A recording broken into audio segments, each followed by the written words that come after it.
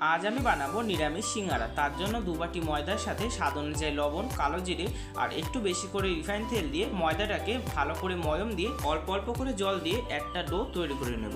এবার সিঙ্গারার পুরটা তৈরি করার জন্য একটা কড়াইতে অল্প করে তেল গরম করে তার মধ্যে 5 ফোড়ন, কাঁচা লঙ্কা কুচি আর আদা বাটা দিয়ে কিছুক্ষণ ভেজে আগে থেকে সিদ্ধ করে রাখা 2টো আলুকে টুকরো করে দিয়ে তার মধ্যে লবণ, হলুদ গুঁড়ো, জিরে গুঁড়ো, লঙ্কা গুঁড়ো দিয়ে ভালো করে মিশিয়ে আধ ভাঙা করে নিয়ে নামানোর আগে ভাজা মশলার গুঁড়ো আর চিনি ছড়িয়ে পুরটাকে নামিয়ে ঠান্ডা করে নেব।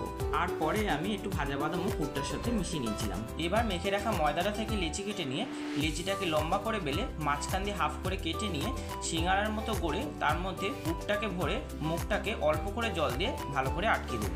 তারপরে সবকটা সিঙ্গারা যখন তৈরি হয়ে যাবে এবার তেলটা প্রথমে গরম করে তারপর একদম ফ্লেমটাকে কমিয়ে সিঙ্গারাগুলোকে বেশ খানিকক্ষণ ধরে ভেজে নামিয়ে নিলেই তৈরি হয়ে যাবে নিরামিষ সিঙ্গারা। রেসিপিটি ভালো লাগলে লাইক ও শেয়ার করবেন আর সাবস্ক্রাইব করে আমার পাশে থাকবেন।